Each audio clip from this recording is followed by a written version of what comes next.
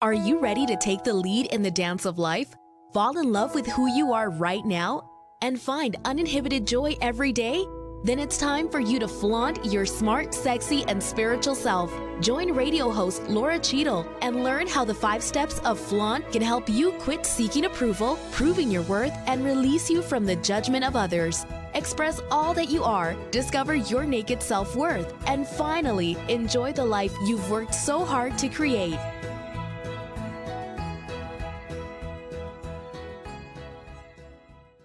Hello, welcome to Flaunt, Build Your Dreams and Live Your Sparkle. I'm Laura Cheadle, and oh my gosh, I don't know about you, but I feel like my sparkle has kind of been blocked lately. A lot lately. Between COVID, between the elections, between all of the stuff that's going on, fires, riots, there's just a lot. And those are only the big things. The results of a lot of those things, job loss, financial insecurity, it just goes on and on. And I think there's a lot of people out there right now that are just not feeling very sparkly. People are having mental health issues and they're having a hard enough time dealing with themselves, but then they have to deal with family or they have to deal with a coworker. And that just amps up the level of stress and anxiety because they don't know how to respond to other people. Literally, when all of your focus is on taking care of yourself, you just don't have the resources to handle or to manage somebody else. That's why it's so important, especially right now, for all of us to be aware of the resources that we have, to be aware of the people out there who are proactively taking steps to help you tone down some of that fear, manage some of that anxiety. Today's guest is one of those people who is brilliant. She has got so much knowledge and wisdom and insight. And she really knows how to give support, education, and guidance to aspiring allies and to anti-racists. Now, before we go into that a little bit more, just because we're focusing on aspiring allies and anti-racists doesn't mean that these tools, tricks, and insights are only good for those certain things. This is something that you can use when you're in a political conversation with somebody, when you're just having a difficult conversation. So please give us about 20 minutes, learn what you can, and I promise that the information that today's guests brings you will change your world, your ability to manage your own stress, and your ability to help those around you. My guest today is Rebecca Eldridge, and she is a PhD. I told you she was amazing. She's a licensed psychologist with a focus on providing guidance and support for aspiring allies and anti-racists, as well as cultural sensitivity therapy for all adults. Throughout her doctoral training in counseling psychology, she pursued a multicultural specialization. Since then, she has been blessed with a variety of meaningful opportunities, including teaching multicultural counseling graduate courses, developing and offering support groups and home visits for female refugees in Houston, Texas, and providing cultural training and consultation to both individuals and groups. Throughout the past 19 years, she has been deeply humbled and honored with the trust of hundreds of therapy clients from diverse identities and backgrounds. Just this year, because of all of the things that are going on, she began creating a new program that offers guidance and support for aspiring allies and anti-racists who want to break free from the status quo and be able to speak up confidently against bias, even in their closest relationships, without burnout, with greater hope, and without ticking off the people that you care the most about. So, Rebecca, enough about me blabbing about you. Welcome to the show. Thanks, Laura. Thanks so much for having me. Oh, thank you so much for being here. There's a lot going on right now, and I would like to start just by having you share what you are seeing, the stress and anxiety that you are witnessing, so our listeners can feel a little bit more normal in that what they may be feeling is actually normal. Absolutely. I'm hearing that again and again across every place that I interact, whether it's in the therapy room with clients, whether it's in communities that are discussing racial injustices, other social injustices. People are so worn out right now, and they feel like, I just can't take one more thing. I can't even focus. I can't think straight. Like, just figuring out how to get through the day to day is already maxing us out, right? Because we're constantly bombarded. The constancy of the news cycles, the conversations with friends and family. I don't know if I've talked to anybody who doesn't have at least one person who's close to them who's currently on a totally different end of the spectrum. And somehow right now, all of it's become political, and it's all heightened, at least in the United States right now, by this election cycle that we're in. And so even people that usually prefer not to be political or not to be really outspoken in their beliefs are finding themselves confronted with these conversations where everything's a tell and everything brings up a potential disagreement, and it's just wearing everybody out. You said something so important, that everything is being politicized right now.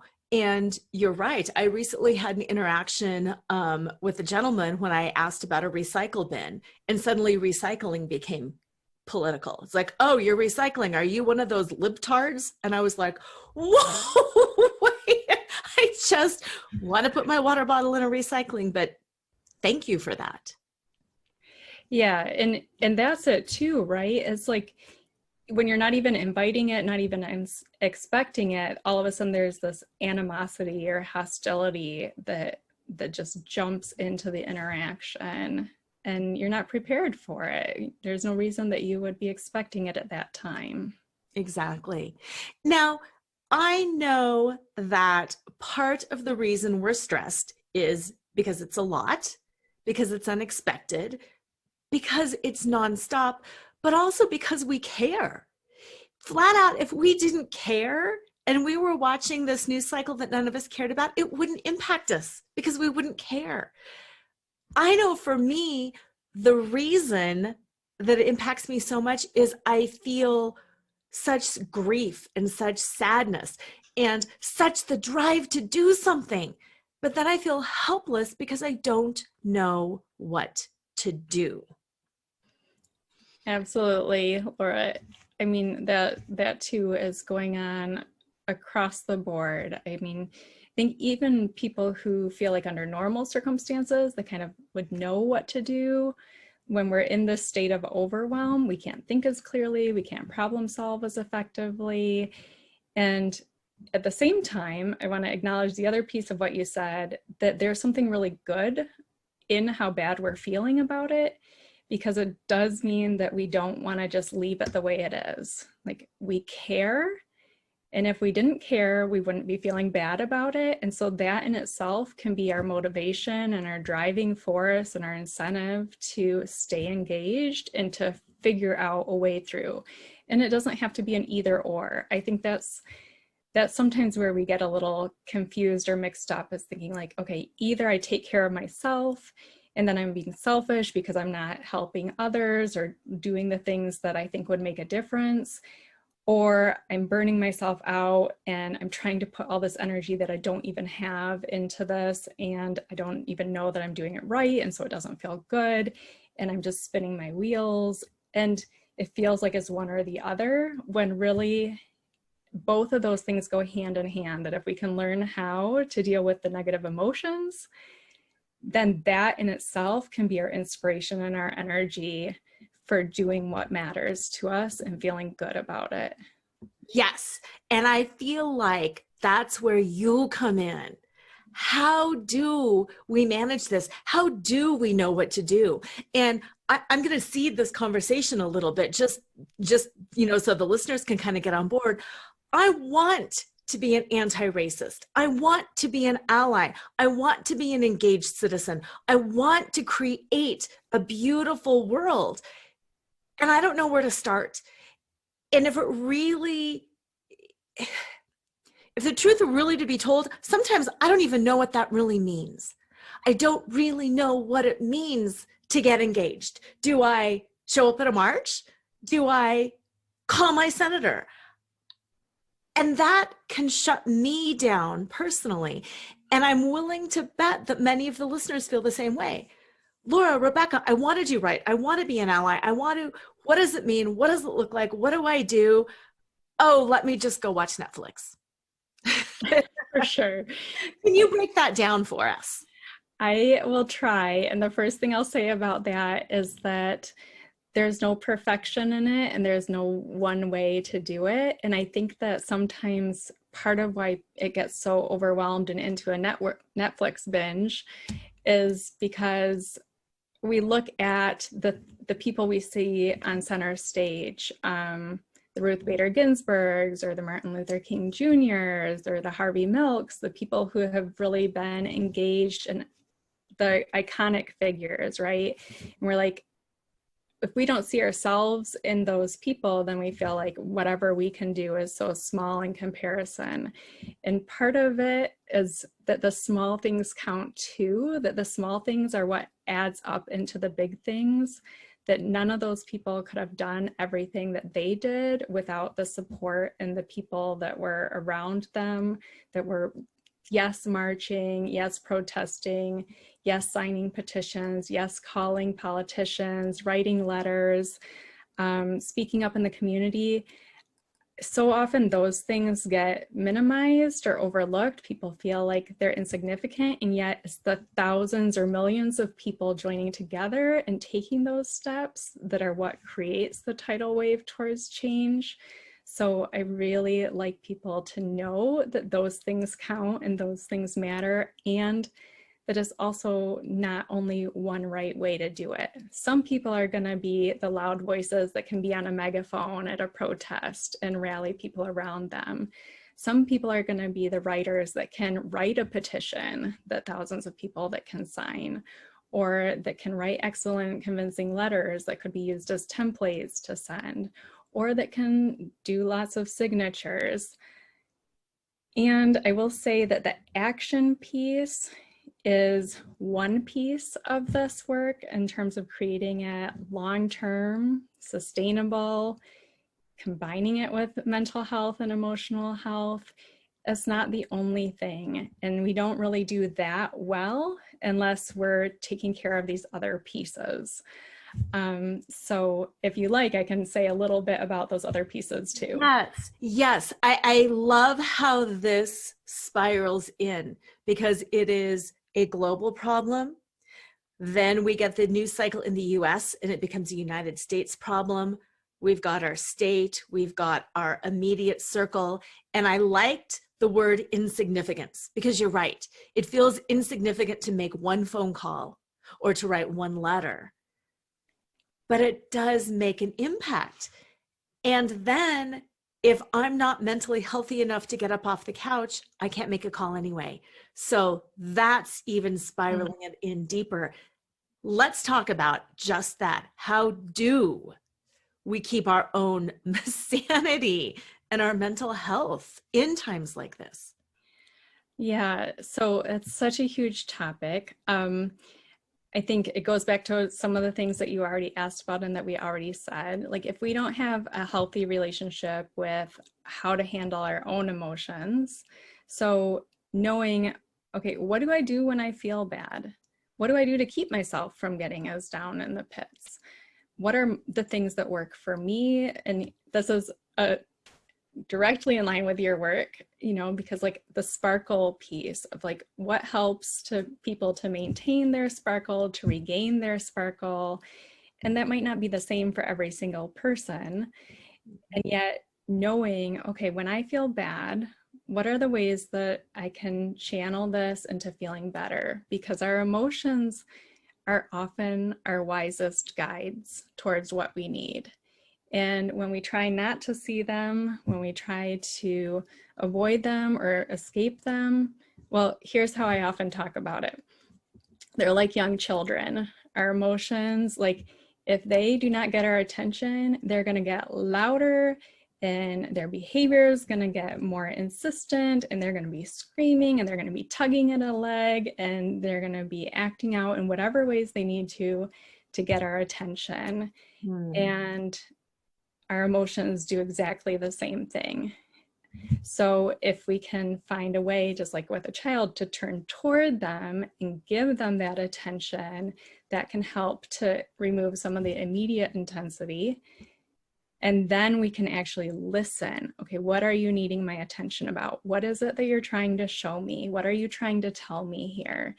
Again, same thing with between a child, same thing with our emotions, is they're not trying to work against us. Our emotions are not trying to be our enemy. They're a normal, natural part of our life. And so they actually are there to guide us towards what we need. And when we can learn to build a positive relationship with them, then we can actually use them to live healthier. So are my emotions telling me that I need to take a break and I need to rest, or that I need to move, or that I need to get outside, or that I need to connect to somebody that I love or that can listen to me and hear me right now?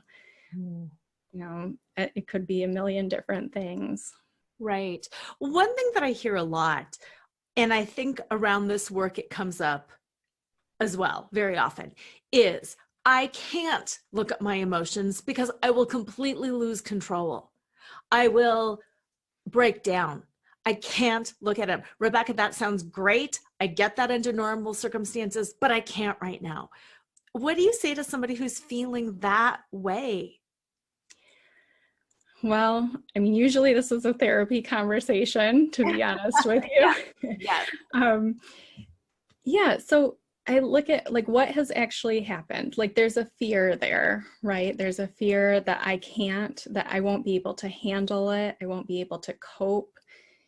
And what's that based on, for one thing? Because usually that's a myth. Usually that narrative, that way of speaking to ourselves is usually pretty false, and it's usually not supported by the evidence either. Usually, as scary as it is, as if we look at what is the monster in the closet, what is the monster under the bed, once we shine a light on it, it's a dust bunny. You know, once we take a closer look, then we realize like, oh, I can get out a vacuum or you know, sweep it up, and it's not actually as terrible as we expected it to be. And in fact, the release of the emotions, even if it is a good cry or a scream or a you know, hysteric laughter, you know, all of these things that are actually releases of those emotions are so much healthier for us than holding it in and trying to pretend it's not there. Mm-hmm. And the balance of what we've just talked about, the turning towards the emotion, releasing it, focusing on it. And we've also balanced that with taking action, because sometimes taking action helps release that emotion, because you go from being powerless to being powerful because you've just sent a letter. Yeah, absolutely. And people surprise themselves all the time. You know, people are so resilient, and once they're actually living in that space of what they can do right now, then it helps to ease the helplessness and the hopelessness. You feel stronger and feel more empowered. You feel like, oh, okay, like that wasn't so bad after all. yeah, I can send another letter. Or, I mean, I think the scariest thing for a lot of people is having those conversations with loved ones. Yes. That was exactly where I wanted to go next. It's like, you know, keep narrowing that focus. Okay, now we're taking care of ourselves. Now we know some actions. Now we can do this, but we've got holidays coming up. We've got family dinners, and it's the elections. And how do we have a conversation with grandpa whoever or uncle whoever who is diametrically opposed to us and still keep that relationship? Absolutely. So one of the things that I've put together is 5 different ways to speak up, and you can think about it in terms of the quest to speak up, the quest to feel better, the quest to be a better ally. You know, it's the process that we're in. And so it doesn't, again, have to be perfect, and it's not going to be the same thing every time, because in order for that to be the case, one, we would have to be able to be mind readers. We would have to know the other person's mind enough to know exactly what was going to shift or change that discussion or have an impact for them, which we cannot do. And 2, we would have to be able to think that there's something in the world that you can say to somebody who's in a totally different place in their own process and experiences and thoughts on something that's going to cause them to whip their head around and see it from 180 degrees difference. And that's not how it works. So when we talk about those conversations, one of the things that we can do right off the bat is change the purpose and the expectation of how we're approaching the conversation. So if the purpose and the expectation, okay, instead of the purpose being, I'm going to have this conversation that's going to change this person's mind right now, or the expectation being, if I do this right, then it's never going to have to happen again. And instead we say, like, okay, there can be a lot of different incentives. One, it can be practice, because if you're going to stay engaged in this work, which by stay engaged, I just mean not tuning it out, not burying your head in the sand, not trying to pretend that it doesn't exist. So if we're going to stay engaged, then we can approach it from that place of, this conversation can be practice for all these other conversations I'm going to have. I don't have to do it perfectly. I don't have to expect that I'm going to change this person's mind entirely. Maybe I shift their mind 1 degree. Maybe nothing seems different in this conversation, and yet maybe the next conversation or the next conversation they have, whether it's with me or with somebody else, maybe they hear something different.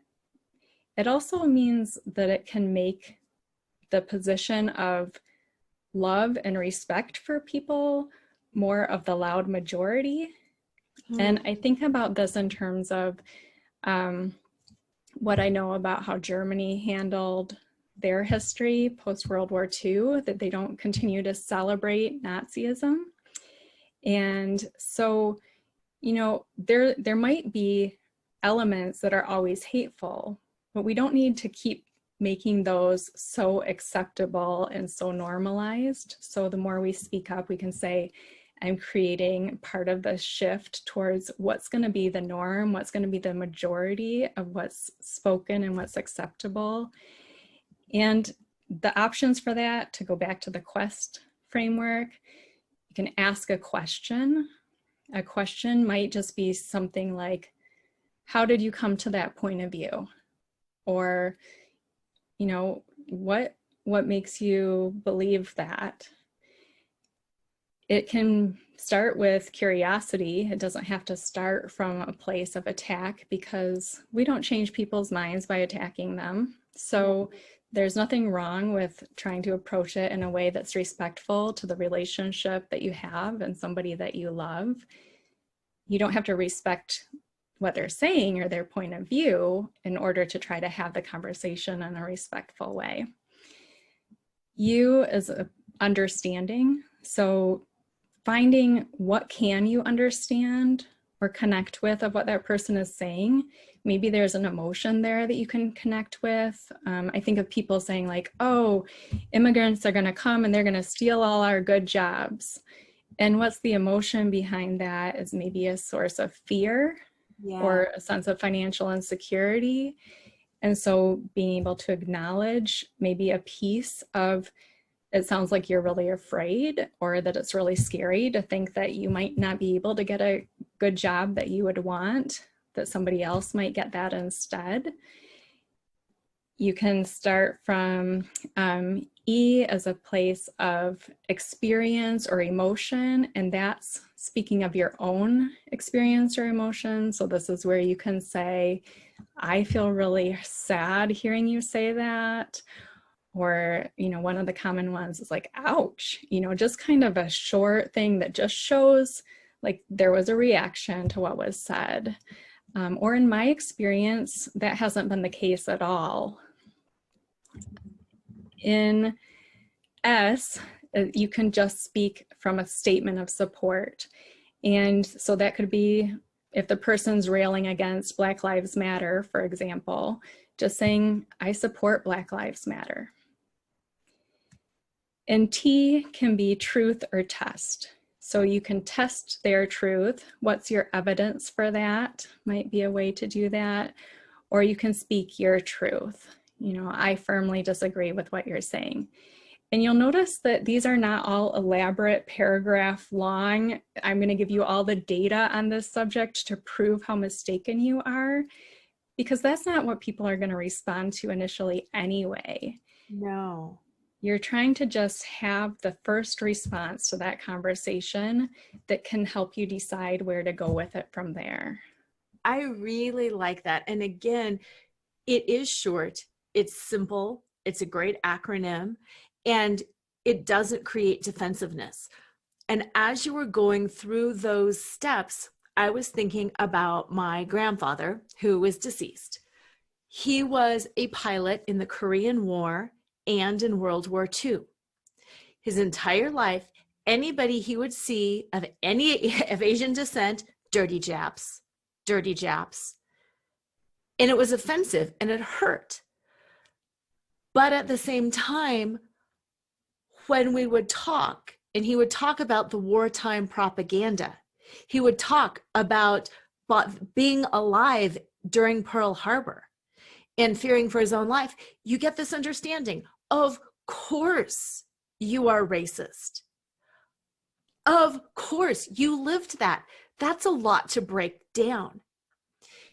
And using those questions, I can see how that would bring him some moments of understanding. Ouch, that's not appropriate in 1998, you know, when he was still alive.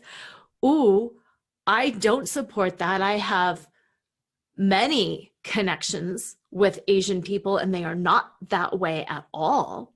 Mm-hmm. I understand that must have been painful for you and terrifying. Your life was in danger, not only in one war, but in two. Mm-hmm. That brings you together. Mm-hmm. Yeah, and we have the most influence with the people who love and respect us. So even if we're not starting from a place of seeing it the same way, I mean, there's so much to this, right? People have their own processes, like you're talking about with your grandfather, and I have people in my family too, you know, their experiences have shaped them. And really the reality is that we don't escape that influence in our culture today either, because even as hard as we work, we're trying to unlearn these implicit biases, these underlying assumptions and stereotypes that have worked their way into all sorts of shows and movies and media and conversations in communities that we live in, and laws, the way that the laws are structured, the way that the laws are implemented. You know, so I don't sit here talking about this pretending that I'm perfect at this and that I don't make any of these same mistakes. You know, I'm sitting here talking as somebody who's worked for years and years to be more aware of those things and to be able to try to dismantle them in myself and contribute and support the efforts to dismantle them in the wider culture. Thank you for making that statement, because there's also a fear that I can't say anything because I will put my foot in my mouth. And I know that has happened to me and probably everybody I know, where you think you're supporting and you want to support and you say somebody and somebody goes, that was a huge microaggression. How dare, and you think, forget it. I'm not going to say anything ever again because I can't win. And blah, blah, blah. Is that a common feeling? Is that, am I normal, Rebecca? Yes. Yes, Laura, you're normal.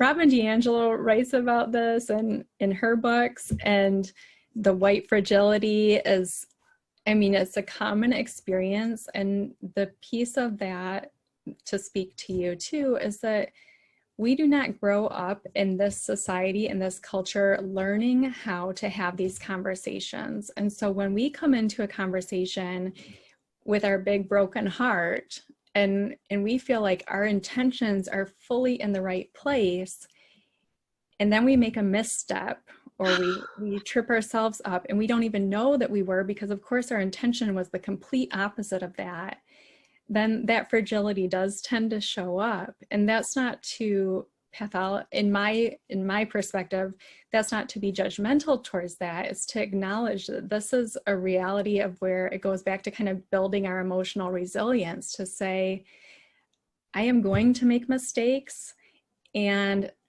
we make mistakes in every area of our life all the time. I mean, as much as we might try to be perfect, and I for sure am guilty of perfectionism. Oh yes, me too. Like, we don't achieve that ever in any area on any day.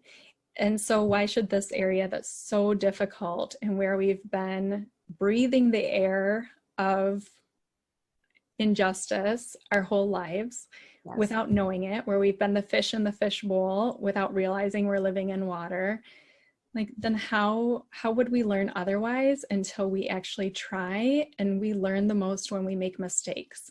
So it's not about not making the mistakes. It's about trying to figure out, again, how to take care of ourselves, so that when we feel that frustration, that sadness, that hurt, really because we've let ourselves down and let down the people that we were trying so hard to support, okay, like, these are my emotions. How do I collect myself? How do I take care of this?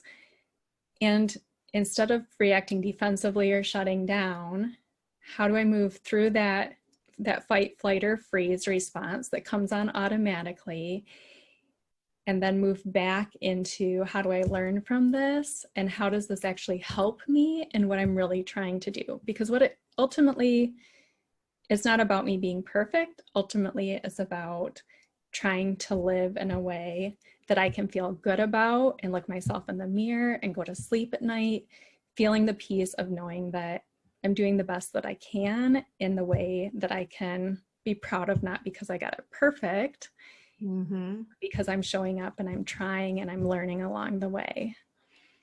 Well said. We're going to take a couple of minutes break for a word from a sponsor. And when we come back, hang on to that idea of fight, flight, or freeze. Because when we come back, I want to walk you through the 5 steps of flaunt. And what I always say is, when you find yourself going into fight, flight, or freeze, start to flaunt. And I would like to walk you through those 5 steps first, so listeners can get to know you a little bit more.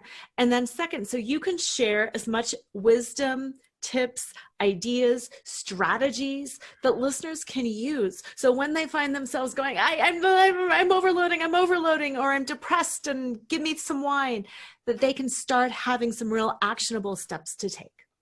So we will be right back. You're a smart woman who has achieved a lot. But are you happy? Do you sparkle with joy and enthusiasm, or are you living life on autoplay? You're not alone.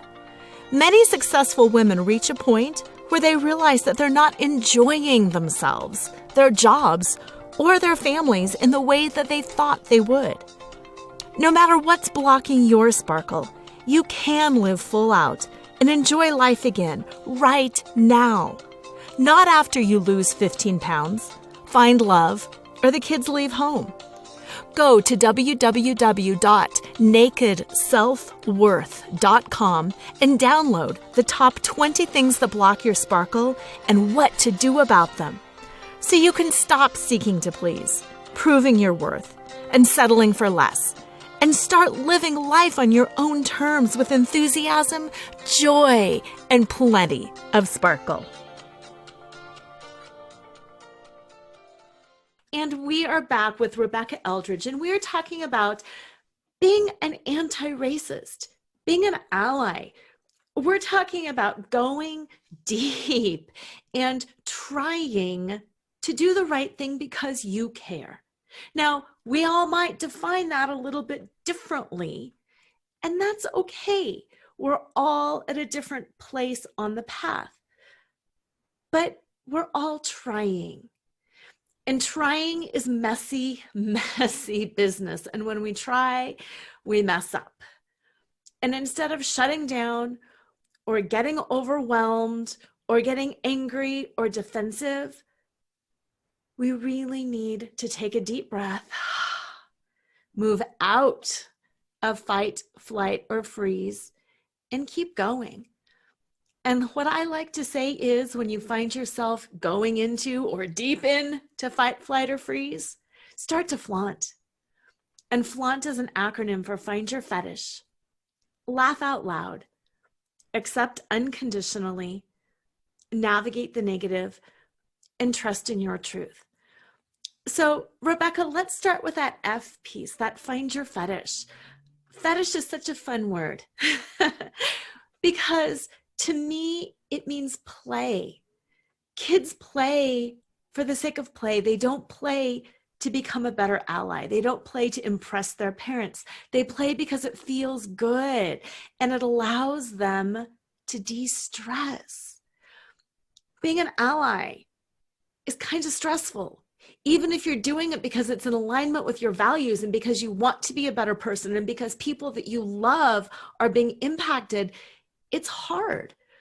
How do you find the fun in being an ally? How do you find the fun in doing this hard work? And what is the role of finding those pieces of enjoyment to keep you going? Good questions. And I love those different pieces of flaunt, by the way. So in terms of finding the enjoyment and being an ally, that just comes naturally at this point because of the relationships that I've been able to experience and value, and getting to know different people from different backgrounds, people with different experiences. So for me, that and the relationships that I built up are really, really the heart of it. And what do you like to do when you find yourself getting stressed out? What do you enjoy doing? What can you start adding into your day to make you feel better? Oh, well, being a psychologist gives me lots of tools. It does. Some of my favorites, I mean, I love being outside in nature. So taking in, and I know your kind of theme this month was gratitude and grace. And yes, today it was a rainy, dreary day where I am, cold and wet. And yet I was thinking, like, I'm so thankful we're not in a drought, and I'm so thankful that we're also not flooding, and that this will make the earth healthier. And so for me, the nature, regardless of the weather, has been a huge piece of it. Music, I also love just being able to put on different music that kind of fits with the emotions or the mood that I'm in or that I'm wanting to visit. I love that as well. And then lots of different breathing and meditation strategies. So if anyone's looking to try something new, there's, or that might be new to them, there's a technique called, it's an emotional freedom technique is its official name, but people might know it or hear of it as tapping. And I love it. It's one of the things that for me and for what I've seen with other people, it's one of the quickest, most effective ways to bring down negative intensity, not by avoiding it and by addressing it in a healthy way. So I use that pretty regularly too. Oh, that's amazing. I love that too. I even just love the language around EFT. Yes, absolutely. Oh, yeah. The second step of flaunt is L, laugh out loud. And laughter feels good and it's fun. And there's a lot of research that backs up its benefits. Wow. Laughter, racism. There's a lot there. Oh, wow. Because laughter can break down walls. And there's a difference between laughing at and laughing with. And I think humor is one of those areas where people do step in it sometimes unintentionally. Mm-hmm. But at the same time, it can bridge a lot of gaps. And as a backdrop, my family and I just watched Blazing Saddles not too long ago. Mm. And we actually started reading some commentary about that. And the use of wildly inappropriate stereotypes, but showing them in regards to the fact that this is wildly inappropriate and this is why, and how that can actually help. And other people find it very offensive, and it's just so difficult.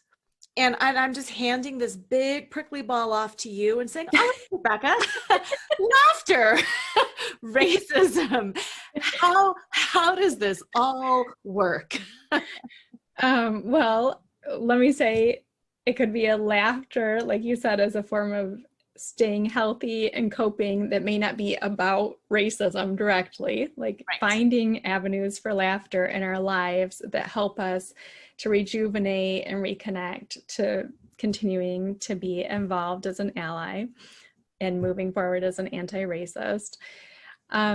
Yeah, I think I wanted to mention about what you said there, that the different perspectives, the different opinions, like as white people, we don't expect that every white person is going to think the same joke is funny or is going to think the same solution to a problem is the best one.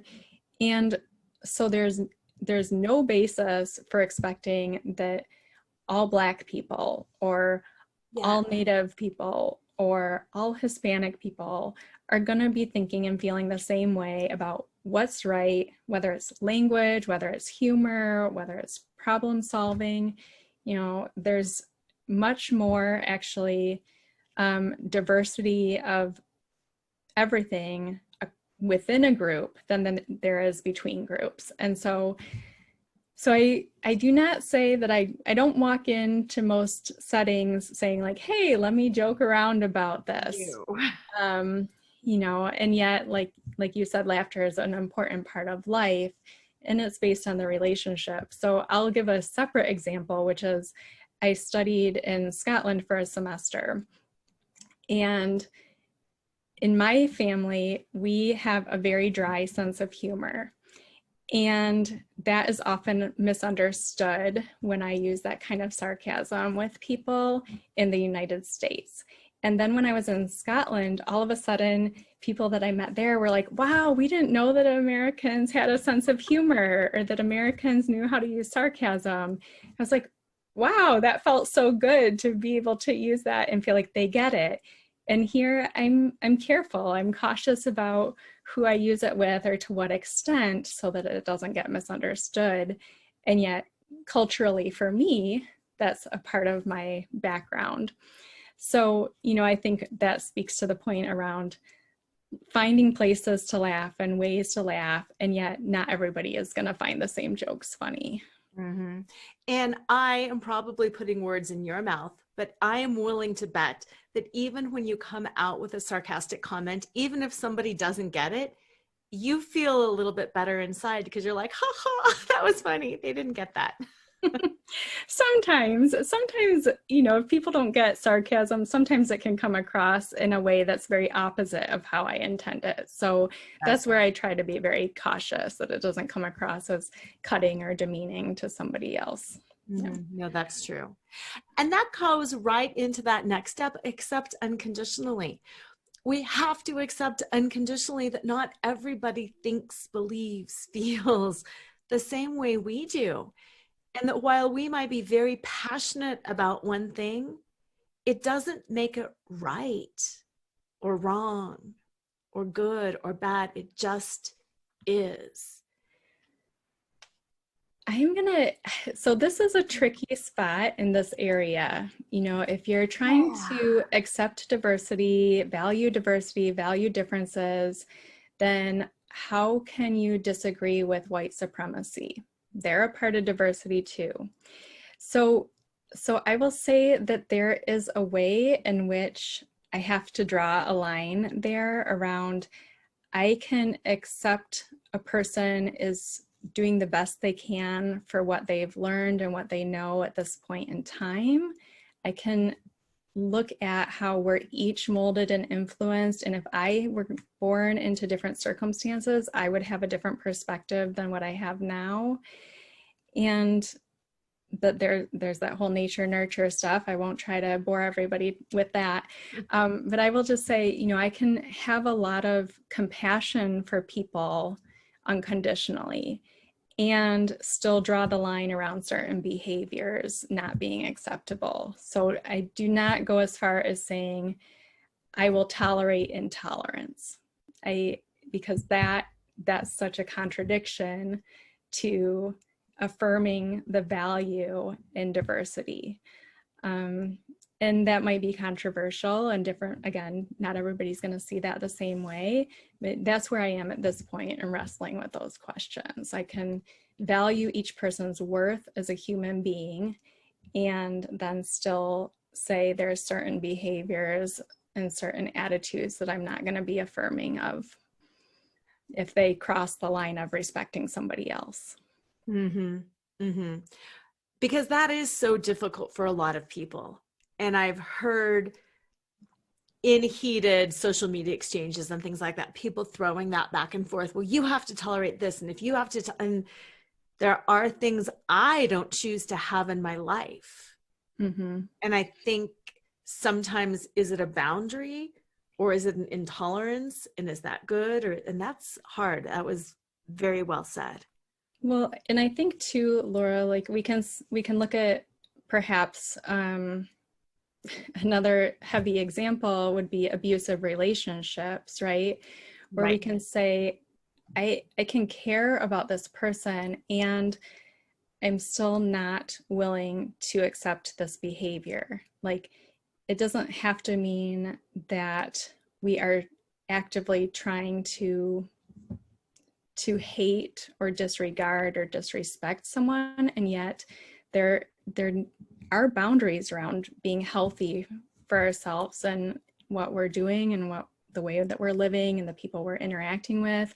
So I can have a respectful conversation with someone who disagrees with me, but if that person chooses not to be respectful or to engage in a way that's healthy, then, you know, my choice in that matter would be to say, like, okay, I don't want to talk anymore right now. We could try again under different circumstances. And or maybe not. That's possible, or maybe it's not. Yes.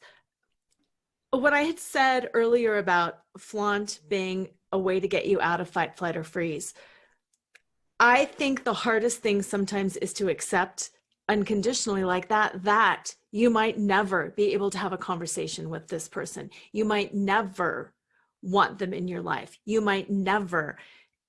And you can't make yourself crazy thinking that if you tap dance faster, you will get them to change their opinion, because they won't. And in order to take care of your own mental health and well-being and to impact other people or situations, sometimes you do need to disengage, accept unconditionally that not you, and move on to the people where you will have influence and where you will have impact and where you can stay mentally healthy and not completely triggered. Absolutely. And to tie something back into our earlier conversation about this, Like that's where you look at what are the benefits of saying something right now and how far to go in the conversation, if at all. Because there might be some situations, some public interactions where you know you're not going to change that person's mind and you still choose to say something, even a brief statement of disagreement, because you want to make sure that you're not leaving that burden to the other people in the room who are already carrying it. Thank you for saying that. Yes. Yes, that is so important. So, you know, there can be different reasons for speaking up or not speaking up at different times. And it's not always just about the person you're saying it to. And yeah, I think that role of saying this isn't just a problem for the Black person in the room, and it's up to them if they want to choose to address it or confront that either explicit aggressive statement or that microaggression. And so sometimes we say something because we're trying to support or carry some of that, to share some piece of that has been a part of our system. Yes. Yes. And that's perfectly moving into the end, which is navigate the negative. Do you have any tips for navigating? Because earlier you had said, we can't read people's minds. We never know when we're going to be, life's the minefield. And what are your tips for just toning down that anxiety, keeping yourself out? Because if I pre-plan some responses, pre-plan some situations, think some things through, I feel better and I'm much more able to navigate in the moment. Mm-hmm. Yeah. And yet so often we try to do all of that, and then the situation that happens is not any of the ones that we planned for. No, but I do like to have maybe 5 or 6 talking points or sound bites where I do have the information. I do have the statistics. I'm not just left there saying, but that's not right. But I can actually say something that does not bait somebody, but that is a factual, easy statement. Like you said earlier, ouch. Mm-hmm.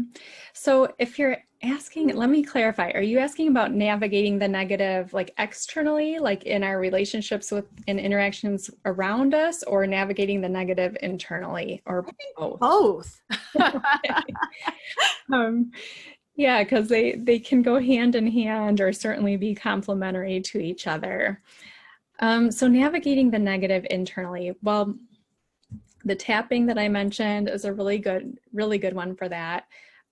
There's also an approach where you kind of sit with, it's a little bit maybe similar if people listening know meditation, but where you kind of combine a tuning in with visualization a lot of times. It's called felt sense. And so that's a really good one for kind of noticing what you're feeling and reflecting, kind of closing your eyes, breathing, tuning into that. And then people have amazing experiences of kind of what they see in that space, if they can visualize what's going on inside, if they can get closer to it, take a closer look, or even view it like it's on a screen where they can turn the volume down or up or change the channel.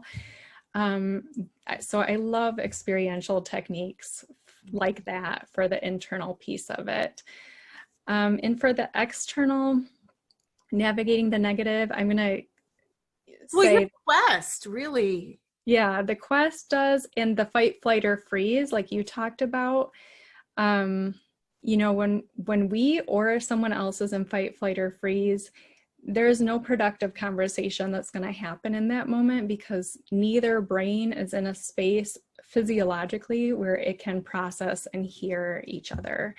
And so it does come back to either self-regulating and kind of calming. And Daniel Siegel and Tina Payne have a phrase, name it to tame it. Mm-hmm. And that, I think, is really, it's simple and powerful. It's about naming the emotion, because when we can make sense of what we're feeling and when we feel understood in what we're feeling, that soothes that part of the brain that's having that fight, flight, or freeze response. And so either being able to name for ourselves, okay, this is what's going on, this is what I'm experiencing right now, and just put words to it. Even I'm anxious, I'm overwhelmed, I'm scared, I'm angry. Or to be able to observe that in somebody else. I can see how angry and upset you are right now. Mm-hmm. And something to navigate the negative for one or both people, to bring that intensity down to where you can say, can it be brought down in that moment? And then to decide, okay, do we continue the conversation? Can we do it in a different way? Do we table it for another time? Or do we set a boundary that says, this isn't a topic that we can continue with right now? Mm-hmm. Love that. The last step is T, trust in your truth. And this is my favorite question to ask people because it's emotion-based, it's feeling-based. You had started off by talking that this is your passion, that understanding people, differences, traveling, connection, that's all your passion. But what about you? Who is Rebecca? What is your deepest truth? Well, it is hard for me to separate those things. And my dad likes to tell this story about how we were, this was back in the days of like one home phone landline. Yep. And I was a teenager, and we would be disagreeing over what time the calls could come in or had to stop. And I would say, but Dad, what if my friends need to talk to me and it's after a certain time? Like at that age, there was going to be some crisis that happened after 10 p.m. that they absolutely needed to speak to me, right? Which is completely absurd. And yet that, You never know. that has been, that's just been such a core part of who I am. I love to listen to people more than I love to talk. This is a little bit unusual for me because usually in a conversation, I'm asking questions and I'm doing most of the listening.